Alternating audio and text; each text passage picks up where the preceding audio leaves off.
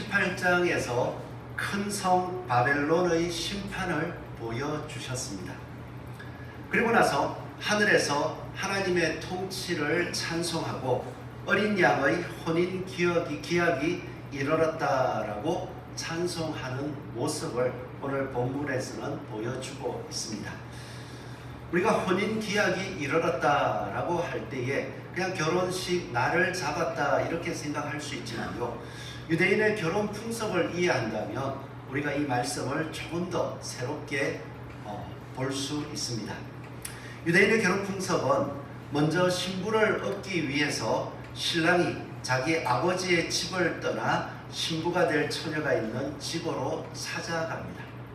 그리고 신부의 집을 찾아간 신랑은 처녀의 아버지와 지참금 얼마를 지불해야 될지 이제 이야기를 하고 협상을 진행합니다. 그리고 결혼 지참금 협상이 이루어지면 신랑은 신부의 아버지에게 지참금을 지불하게 되고요. 지불한 신랑은 이제 처녀를 자신의 아내로 간주하게 되면서 결혼 계약은 성립이 됩니다. 우리하고는 조금 다르죠. 이렇게 성립이 되고 나면 성립되었다는 것을 상징적으로 나타내기 위해서 이 신랑과 신부는 잔에 담긴 포도즙을 함께 마십니다.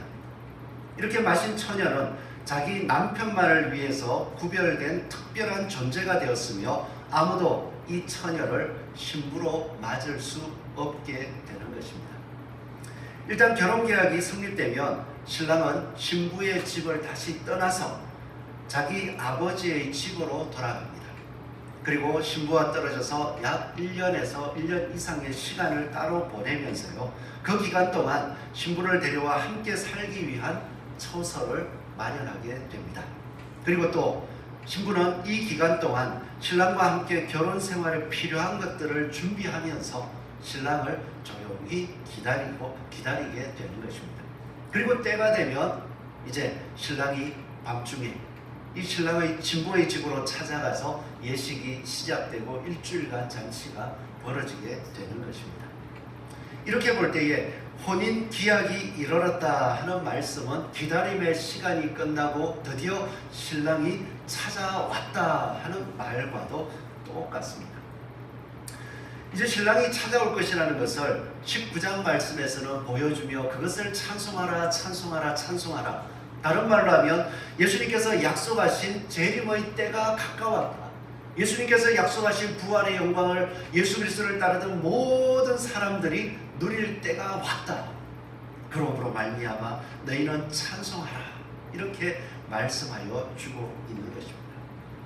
이 말씀을 바라보면서 저희들이 이 말씀을 기대할 때는 혼인 기약이 이르렀다 하는 것보다도 우리에게 혼인 기약이 이럴 때가 여전히 남아있다는 것을 우리는 되새겨 볼 수 있습니다. 예수님께서 십자가를 앞두고 제자들과 함께 대화를 나누시면서 대제사장의 기도를 하기에 앞서서 요한복음 14장 2절에서 3절 말씀을 보니까 혼인 기약과 같은, 혼인 약속과 같은 그 말씀을 먼저 해주셨더라고요. 요한복음 14장 2절에서 3절 말씀인데요, 이렇게 기록되어 있습니다. 내 아버지 집에 거할 곳이 많도다. 그렇지 않으면 너희에게 일렀으리라. 내가 너희를 위하여 거처를 예비하러 가노니 가서 너희를 위하여 거처를 예비하면 내가 다시 와서 너희를 내게로 영접하여 나 있는 곳에 너희도 있게 하리라. 그냥 요한복음 14장 자체의 말씀 속에서 이제 예수님께서 십자가의 고난을 앞두고 아버지께로 돌아가야 될 때를 아시고 그냥 이야기하는 것 같았는데, 오늘 말씀 속에서 유대인의 혼인 예식을 가만히 생각해 보니까 지금 예수님께서 이렇게 내 아버지 집에 거할 곳이 많도다. 그렇지 않으면 너희에게 일렀으리라. 내가 너희를 위하여 거처를 예비하러 가노니, 이 신랑이 신부에게 할 얘기잖아요. 예수님께서 십자가에서 돌아가시기 전 이미 제자들에게 그 미래에 있을 모든 일들을 아시고 너희를 내 친구라고 말씀하시듯이 너희는 내 신부다라고 이 말씀으로 다 확인해 주신 것입니다. 그러면 우리가 살아가는 삶 속에서 예수 그리스도의 신부입니다 라고 할 때에 기다려라, 신랑과 함께 결혼 생활에 필요한 것들을 준비하면서 기다려라 라고 할 때에 우리는 무엇을, 필요한 것이 무엇이며 또 어떤 것을 준비하며 기다려야 되겠습니다. 지금 우리는 계속해서 어떻게 보면 예수님의 재림을 기다리고, 예수님께서 재림하시면 약속하신 그 모든 것들이 이루어질 것이다 하는 것을 소망하고 바라보고 있는데, 그 바람 속에서 무엇을 준비하고 기다리고 있습니다. 예수님께서 우리에게 너희는 나의 신부다라고 말씀하신 그 말씀의 의미 속에서는 요한계시록 1장에 보면 예수 그리스도의 피로 값주고, 다른 말로 하면 요 구약 유대 결혼 예식을 생각하자면 지창금으로 예수 그리스도의 피를 값으로 치르고 우리를 뭐로 삼으셨습니까? 우리를 신부로 삼으셨다라고 말하는 것이 아니라 우리를 나라와 제사장으로 삼으셨다라고 말씀하셨습니다. 그렇다면 우리가 혼인 예식을 기다리는 신부로서 살아가고 무엇을 준비할까라는 것을 이 말씀 속에서 찾을 수 있습니다. 우리가 신부된 삶, 필요하고 그리고 준비되어야 될 삶이 무엇인가? 이 땅에서 나라와 제사장으로서의 삶을 수행하면 바로 신부의 삶이 준비되는 것입니다. 그렇기 때문에 오늘 우리가 이 시간을 살아가면서도, 오늘 하나님 앞에 섰을 때 내가 한 주간 살아가면서 하나님의 나라요, 하나님 나라의 제사장으로서 계속해서 의식하고 살아가고 있는지 되돌아볼 수 있기를 소원합니다. 우리가 나라와 제사장으로 산다라고 할 때면 구약의 의미를 또다시 되새겨 볼 수 있습니다. 하나님께서는 이스라엘 백성 전체를 세상 가운데에서 골라내셨습니다. 그리고 그들을 나의 백성이다라고 해서 나라로 삼으셨습니다. 그리고 그 나라 가운데에서 특별히 하나님을 섬기는 족속으로서 레위 족속을 선택했어요. 레위인들만 이 하나님의 전에 나와서 하나님을 예배하고 섬기고, 또한 백성들이 범죄한 일들로 하나님 앞에 속죄하고자 할 때에 제사 드리는 그 일들을 감당했습니다. 그러기에 이스라엘 백성 안에서 레위인들, 하나님을 섬겼던 레위인들은 자신의 삶을 하나님을 알아야 되기 때문에 늘 거룩하게 살았습니다. 하나님 말씀에 떨어지지 않고, 하나님 말씀이 이 예식을, 이 일들을 지키기 위해서 너희는 이렇게 살아야 된다 말씀하시는 그 틀을 벗어나지 않았습니다. 그것이 바로 거룩이겠죠. 또 이 거룩한 삶을 유지하면서 백성들이 범죄하거나 자기 자신이 하나님 앞에 범죄했을 때에 하나님 앞에 늘 깨끗해야 됨을 드러내기 위하여서 속죄하는 일, 용서를 받고 용서를 베푸는 일들을 끊임없이 행했습니다. 이렇게 레위인들을 통하여서 하나님의 용서를 받고, 또한 레위인들의 말씀을 통하여서 하나님 앞에 거룩하게 사는 것이 무엇인지를 배웠던 이스라엘 백성들은요, 하나님의 말씀을 그 백성들끼리 이렇게 그냥 계속 실천하는 거예요. 그 실천하는 모습을 하나님은 어떻게 표현했냐면, 하나님이 이스라엘 백성들에게 주신 법들이 얼마나 그 당시에 공의롭고 정의롭고 또한 합당했는지 신명기 4장 6절 말씀을 보면 이렇게 기록되어 있습니다. 너희는 지켜 행하라. 이것이 여러 민족 앞에서 너희의 지혜요 너희의 지식이라. 그들이 이 모든 규례를 듣고 이르기를 이 큰 나라 사람은 과연 지혜와 지식이 있는 백성이로다 하리라. 구약시대가 그랬단 말이에요.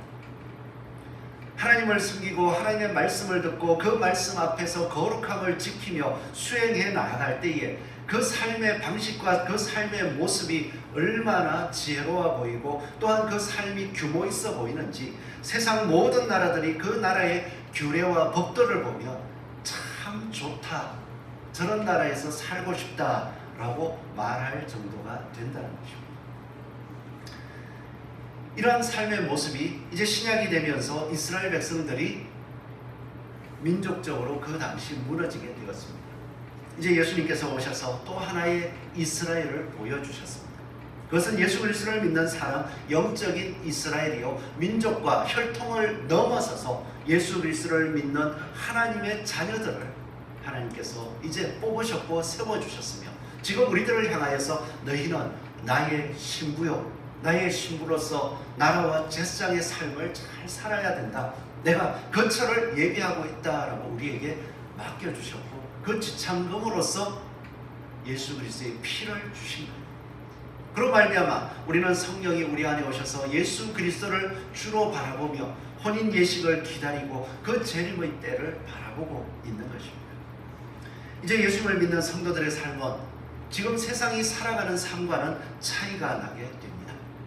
세상의 법을 최우선으로 하는 것이 아니라 예수 그리스도께서 나의 주시기에 예수님의 말씀 이 땅에서 거룩하게 살아가라는 그 말씀을 붙들고 세상에는 괜찮아. 너희가 그렇게 엄격하게 살지 않아도 돼라고 이야기할지 모르지만 예수님께서 주신 말씀이 있어서 예수님이 나의 주인 되시고 예수님과 더불어 살아야 되기 때문에 주님이 주신 말씀을 꼭 붙들고 살아가게 됩니다. 그 삶이 우리에게 있어서는 거룩이겠죠. 그리고 그 거룩한 삶을 통하여서 세상 사람들을 향하여 우리가 예수 그리스도를 믿고 살아가는 이 아름다운 법도 절제된 삶들을 보십시오. 이 삶으로 말미암아 우리는 예수 그리스도를 맞이할 것이기에 당신도 이 예수 그리스도를 알 수 있었으면 좋겠습니다 하고 초대하는 삶들을 우리는 계속 살아가게 됩니다. 참 보기엔 아름답고 또 어떻게 보면 이거 숭고한 희생이라 할 수 있겠죠. 내 자신의 것을 깎아내고 내 자신의 것을 소비해가면서 하나님의 사랑을 알게 하기 위해서 다른 사람에게 베풀고 섬기고 나눈다는 것, 어떻게 보면 진짜 큰 희생입니다. 성도들이 그러한 삶을, 예수님을 기다리면서 그러한 삶을 살아갈 때에 사람들이 그것을 보지 못대로 안 받아주더라고요. 일단은 그렇게 사는 삶 자체가 싫은 거예요. 나눠주는 것보다는 내 것을 채우는 게 좋은 거예요.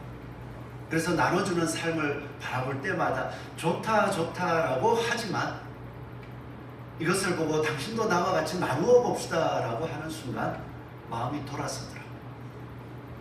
그리고 돌아서면서 다시 한번 이야기하면은 이제 화를 내고 또 그 다음에 보면은 저 멀리서 오기만 해도 싫어하고 또 조금 더 지나니까 그냥 싫어할 뿐만 아니라 그냥 안 보였으면 좋겠다 라고 하면서 뒤에서 사람들끼리 마음을 모아서 험담하고 또 외톨이로 만들어가는 일들 곧잘 일어나잖아요.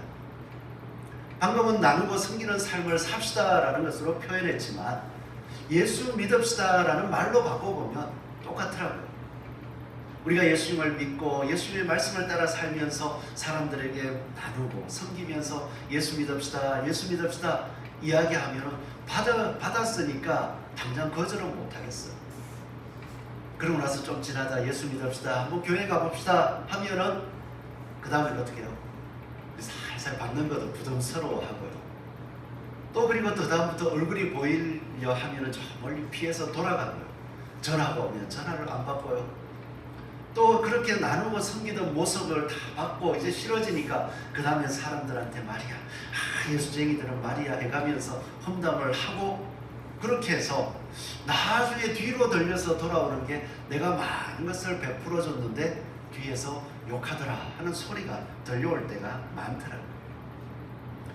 그런 아픔을 겪었을 때에 신부로서 준비한다는 것, 이게 참된 성도의 삶입니다.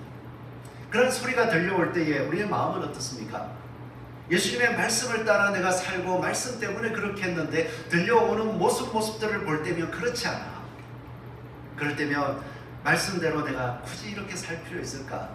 또 세상 사람들이 이야기하듯이 적당히 내 것도 챙겨가면서 내 거는 다 챙겨놓고 그거 좀 남으면 말씀대로 좀 실천해보면 안 될까? 근데 베풀고 내 거를 챙기고 남으면이라고 하는데 언제 남을고? 살아보니까 늘 필요하던데, 그죠? 그러다 보니 예수 그리스도를 믿고 신부의 삶을 준비하는데도 여전히 세상 사람들과 비슷하게 상처받은 마음 때문에 예수 그리스도가 아니라 적당히 내 것 챙기면서 예수님을 믿어야겠다고 변질될 때가 있더라고요. 오늘 요한계시록을 듣고 있는 아시아의 7교회도 이러한 형편들이었습니다.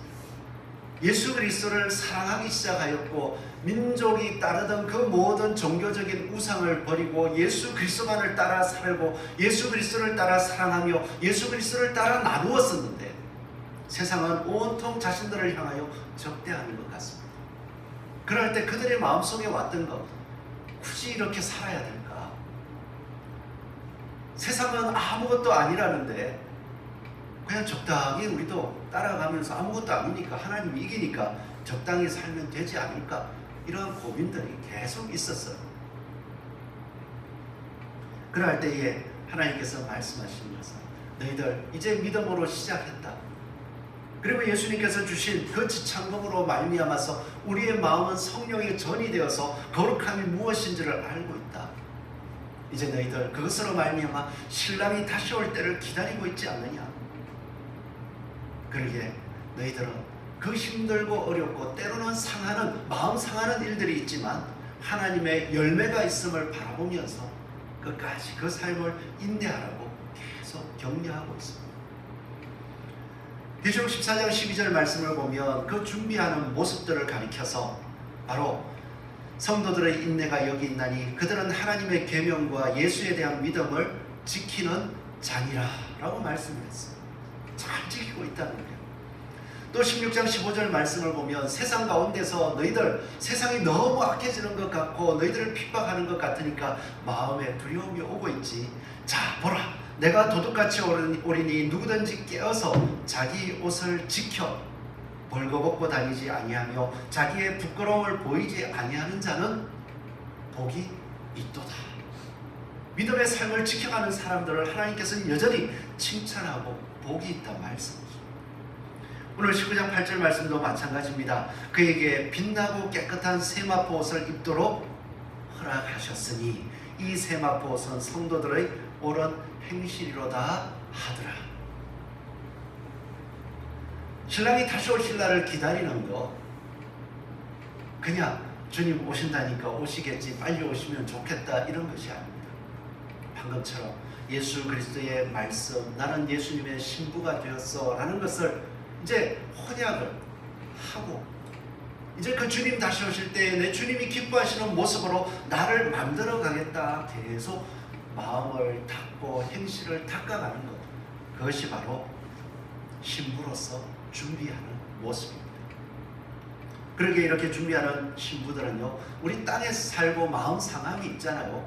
그 마음 상한 사람들을 볼 때면 억울할 수도 있잖아요. 그럴 때면 언제쯤이나 하나님께서 이 억울함을 풀어주실까 그런 마음들이 있을 때 계시록은 계속해서 보여줍니다. 풀어진다.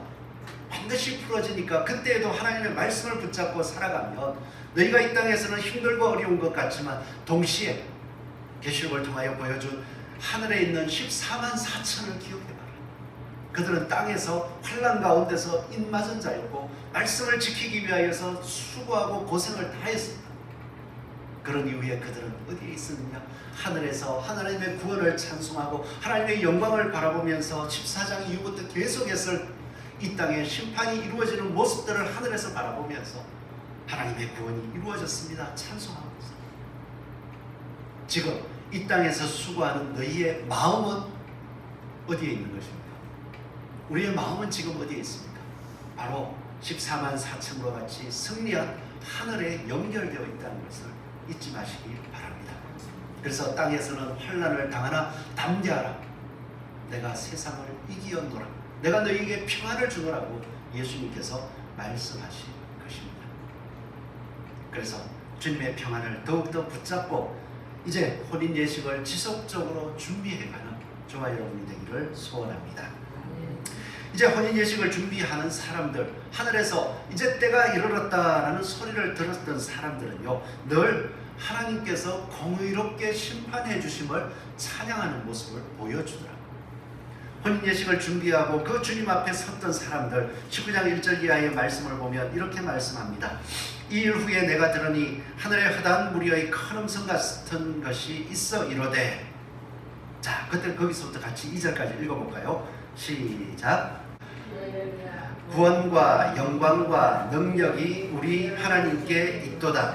그의 심판은 참되고 의로운지라.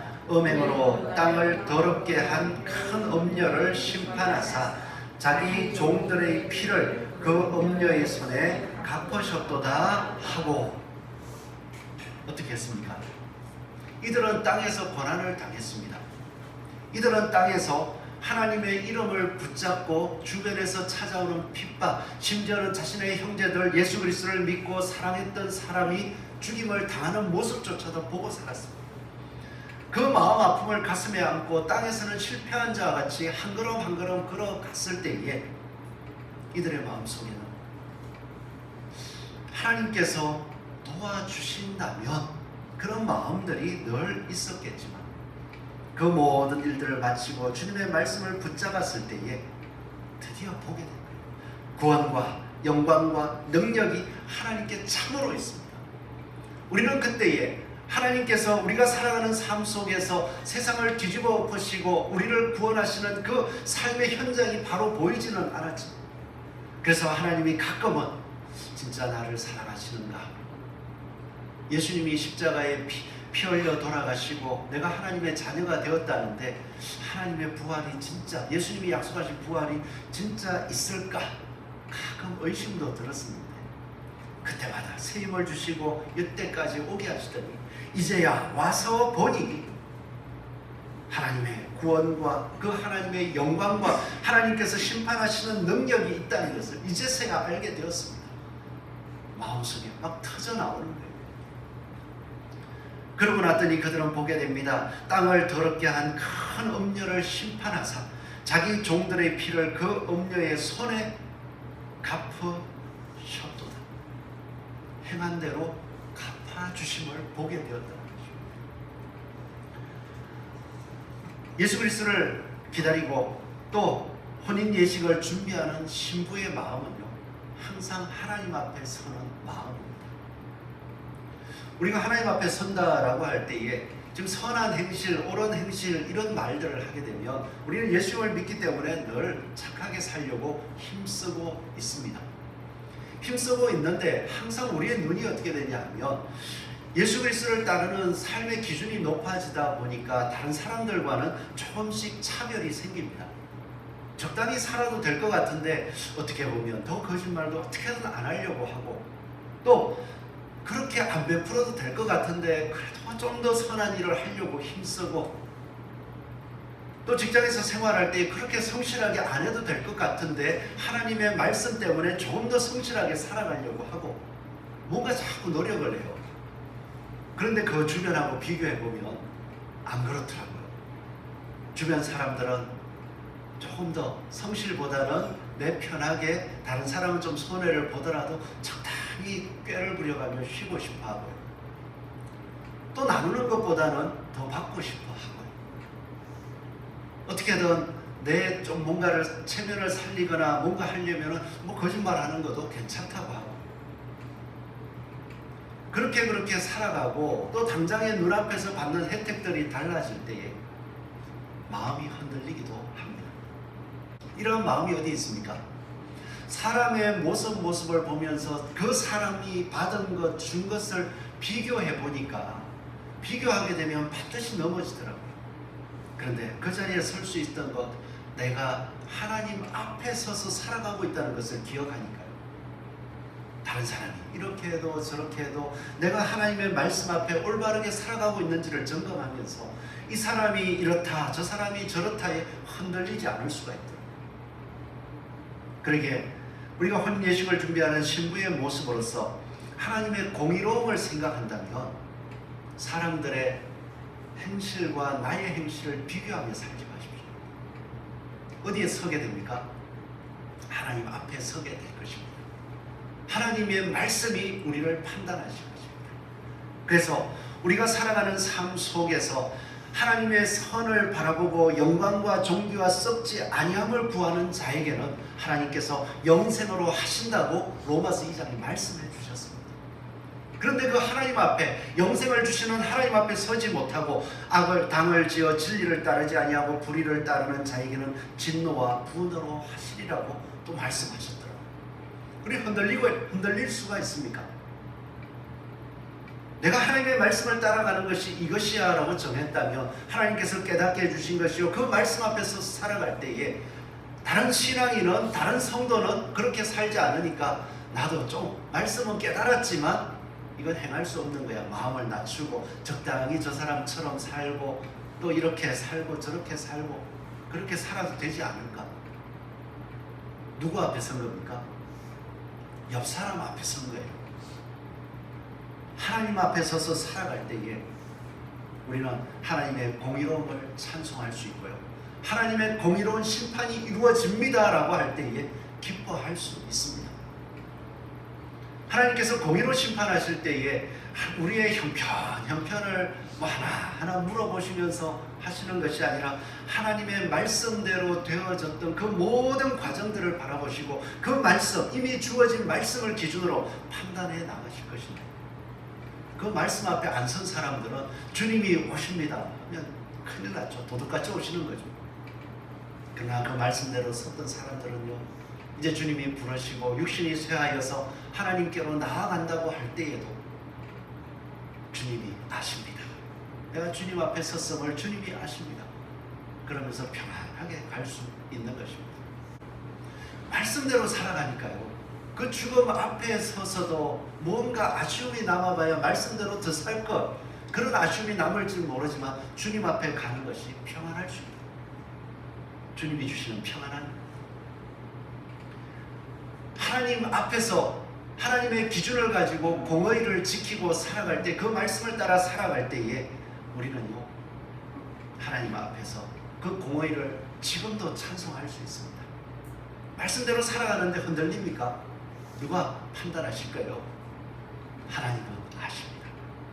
하나님께서 이 땅에 이 큰 성 바벨론을 심판하시듯이 하나님께서 아시고 저를 공의로움으로 다시 세워주실 것입니다. 그렇게 고백할 수 있게 되는 것입니다. 그리고 두 번째로 보면 혼인예식을 준비하는 신부들은요, 항상 하나님의 통치하심을 의지하더라고요. 하나님이 다스리신다. 그래서 오늘 19장 말씀도 보십시오. 하나님의 심판은 참되고 의롭도다 쫙 하면서 7절 말씀을 보시면 우리가 즐거워하고 크게 기뻐하며 그에게 영광을 돌리세 어린 양의 혼인 기약이 이르렀고 그의 아내가 자신을 준비하였으므로 하면서 드디어 세마포 옷을 입으라고 허락하셨으니 라고 말씀하셨습니다. 그러고 나서 나오는 것이 무엇입니까? 하나님께서 이제 통치하신다라는 것을 이 말씀으로 막 찬송하잖아. 6절 하반부에 이 소리를 외치면서 할렐루야, 주 우리 하나님 곧 전능하시니가 통치하시도다. 이제 성도들에게 흰옷을 입히시고 그 흰옷을 이루어 주시는 모습이 드러났도다. 찬송하게 되는 거예요. 하나님께서 지금도 우리를 통치하시고 다스리실 줄로 믿습니다. 우리가 걸어가는 삶 속에서 바로 하나님의 공의 앞에 서도록 하나님께서 우리의 마음을 계속해서 다스려 주신다는 거예요. 하나님께서 이 소망을 주시고 그 소망을 바라보도록 계속해서 다스리시는데 여전히 삶의 팍팍한 모습을 통해서 소망을 잃어버리시지는 않으셨습니까? 내 눈앞이 현실이 너무나도 어려워서 소망 그까짓 건 그러고 있지는 않으십니까? 내 삶이 너무나도 지치고 힘들어서 믿음을 붙잡을 수 없을 것 같아가지고 내 힘으로는 할 수 없어, 그렇게 포기하고 싶지는 않습니다. 이때에 하나님께서 통치하십니다. 하나님께서 이 14만 4천을 하나님께서 인을 치시고 이 땅에서 믿음으로 승리하게 하셨고 그 이후에 하늘에서 승리하는 모습을 겪게 하셨듯이 하나님이 다스리십니다. 이러한 현실 내 힘으로 할 수 없을 때 뭐 하시죠? 내 힘으로 할 수 없어. 맞죠? 할 수 없을 때 뭐 하십니까? 절망하면서 낙심하면서 내 힘으로 할 수 없으니까 이상하죠. 내 힘으로 말씀대로 살면서 내 힘으로 살다가 안 되니까 그러면 그 다음부터는 내 힘으로 안 됐으니까 말씀에 의지해보자 이래야 되는데 내 힘으로 안 되니까 이상하게 세상을 따라가더라고요. 예수님의 말씀을 따라서 열심히 살려고 힘써봤는데도 뭐 되는 것 같지는 않고 되는 일들이 잘 안 보이고 삶이 힘들어지니까 아이고 더 이상 내 힘으로는 할 수 없구나. 지금까지 자기 믿음으로, 자기 생각으로, 자기 의지로 하나님을 붙들고 있습니다.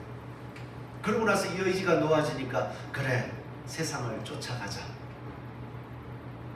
하나님이 통치하시면요, 그 믿음을 살았던 삶의 흔적들을 보니까 하나님의 통치하심은 하나님이 은혜를 주시면 하나님 말씀대로 살아보고 싶은 마음이 생기고, 그래서 예배도 참석하고 또 예배 가운데 들은 말씀을 따라 한 주간 살아보려고 할 때에 그래 살아가야지. 오늘도 들으시면서 거룩하게 살고 싶으시죠? 할렐루야. 하나님의 구원이 있을 겁니다. 근데 집에 가시면 이제 어떻게 하실 거예요? 남편이 보입니다. 아내가 보입니다. 자녀가 보입니다. 그리고 직장에 갔더니 진짜 보기 싫은 사람들도 보입니다. 이제 하나님이 통치하신다고 했고 거룩하게 살 거라 했는데 이제 그때 당장 집으로 돌아가시면 어떻게 하실 겁니까? 내 힘으로 안 되더라고요. 집으로 가시면 속상하실 거예요. 그때 내 힘으로 안 되니까 어떻게 하겠습니까? 하나님 앞에 기도하십시오. 하나님께서 통치하십니다. 하나님께서 선을 권장하시고 악을 반드시 징벌하시는 것입니다. 그러기에 그 과정들이 길어 보일지 모르지만 지금 이 순간 저는 하나님 앞에 서서 하나님께서 통치하심을 믿고 제 마음이 하나님 앞에 굳게 설 수 있도록, 하나님 내 힘과 의지로는 안 되니까 하나님의 능력과 의지로 저를 붙잡아 주시옵소서. 하나님의 성령으로 붙잡아 주시옵소서. 그리고 살아가는 삶 속에서 하나님의 공의로움 속에서 살아가야 하는데 여러 가지 불합리한 일들이 많습니다. 그 속에서 바꾸자, 왜 안 바뀌어지나가 아니라 하나님 이 불의한 삶 속에서 하나님 앞에 서서 하나님의 심판을 바라보며 그 속에서 하나님의 의로움을 드러낼 수 있도록 하나님의 은혜를 주시옵소서. 기도하자.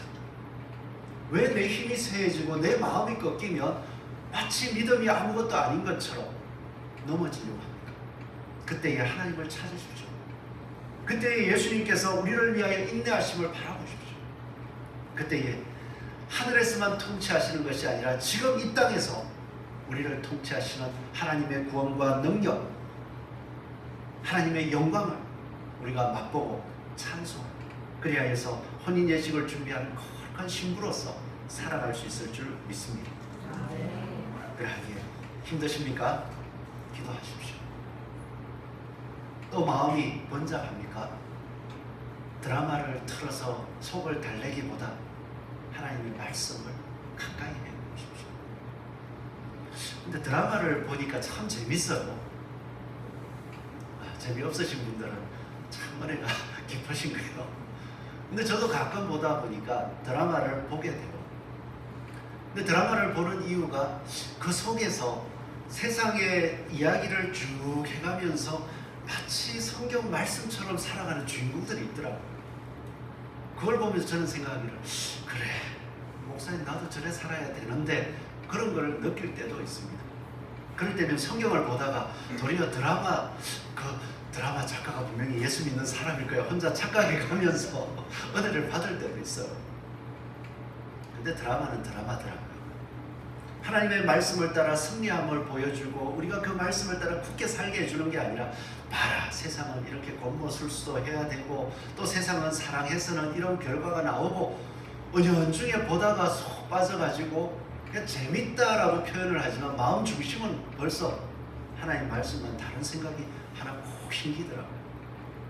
그래서 비슷한 문제가 생기면 하나님 말씀은 그래 이래야지 이게 아니라 꼭 심겨있는 그 생각이 쑥 올라와가지고 그렇지 드라마 그때 그랬었지 맞네 그럴 때가 있더라고요. 힘드십니까? 어렵고 힘들 때에 하나님의 통치하심을 바라보십시오. 그 통치하심은 우리가 하나님 앞에 우리 힘없음을 고백하고 도와주십시오 간구할 때 그대로 이루어 주십니다. 또 혼인 예식을 준비하는 신부들은요 예수님을 따라 살아갑니다. 그 예수님을 따라 살아가는 모습들이 사실은 19장 11절 이하부터 쭉 나오는 모습입니다. 그 모습을 보면 자, 예수님을 보십시오. 예수님이 어떤 분이신가? 또 내가 하늘이 열린 것을 보니 보라 백마와 그것을 탄 자가 있으니 그 이름은 충신과 진실이라. 그가 공의로 심판하며 싸우더라. 아니 하늘 영광이 이제 다 보여졌는데 예수님은 또 왜 싸웁니까? 그래서 이것은요, 그 아마겟돈 전쟁이라고 표현되어 있기도 하고 최후 바벨론이 망해가는 심판 전쟁의 상황들을 이야기하는 그 상황을 예수님의 각도로 다시 보여주는 거예요. 그러니까 나중에 이래 될 거다 저래 될 거다 미래에는 또 어떻게 될 거다 이것이 아니라 하나님의 심판들은 이런 방법으로 이루어질 거다를 보여주는 것입니다. 그러게 예수님이 보십시오. 공의로 심판하며 싸우는데 어떤 자세로 싸웁니까? 충신과 진실함으로 싸웠습니다. 그리고 그가 입은 옷을 보니까 13절을 보면 피 뿌린 옷을 입었는데 그 이름은 하나님의 말씀으로 싸우더라고요. 그리고 그 뒤에 가서는 15절 말씀, 그의 입에서 예리한 검이 나오니, 예리한 검은 뭡니까? 히브리서에 보니까 하나님의 말씀은 십년 골수를 쪼개는 날카로운 검과 같아 있잖아요. 똑같은 삶이 말씀을 통하여서 말씀을 읽고 말씀을 이야기하면서 말씀을 따라 걸어가면서 바로 만왕의 왕이라고 쓰인 만주의 주라고 쓰인 하나님의 말씀을 따라서 끊임없이 살아간다. 예수님은 그렇게 승리하셨습니다. 이 땅에 오셔서 십자가상에 죽고 부활하시기까지의 삶을 가만히 살펴보면 많은 사람들이 따랐다고 하지만 십자가의 길을 걸어갈 때 그 사람들이 십자가에 못 박으라고 외쳤었고요. 또 예수님께서 많은 것을 베풀었지만 그 은혜를 맛본 사람들이 예수님을 핍박하고 또한 도리어 모함하고 고자질하는 일들이 많이 있었습니다. 그럴 때에도 예수님은요, 어떻게 하셨습니까? 예수님은 하나님의 말씀을 따라서 충성되고 진실되게 끊임없이 그 자세를 고수하며 걸어가죠. 결국 하나님의 권세를 인정하며 그 세상 권세가 하나님이 틀렸다고 할지라도 굳굳하게 너희들이 나의 목숨을 해할 수 있을지 모르나 나의 영원한 생명을 해할 수 없을 것을 알고 묵묵히 하나님의 뜻을 받아들였습니다. 그와 같이 이 혼인 예식을 준비하는 신부들은 다른 거 하지 마십시오. 끊임없이 예수님을 따라 살아가려고 힘쓰시면 됩니다. 그때에 예수님께서 승리하신 승리가 우리의 삶 속에 계속 넘쳐날 줄 믿습니다. 그러기에 마음속에 감정이 있으십니까? 되돌아보시면 하나님의 말씀대로 엎드렸기 때문에 우리 삶 속에서 예수 그리스도를 따라 살아갈 때에 예수님이 이 땅에서 승리하심을 보여주시는 것처럼 우리는 그 뒤를 따라가는 것 뿐이니까 예수님의 말씀을 따라 또 내 삶을 닮아가겠습니다 고백하고 또한 그 삶을 한 주간 또 실천해 나가는 저와 여러분 되시기를 축원합니다. 기도하겠습니다. 하나님 아버지, 예수님께서는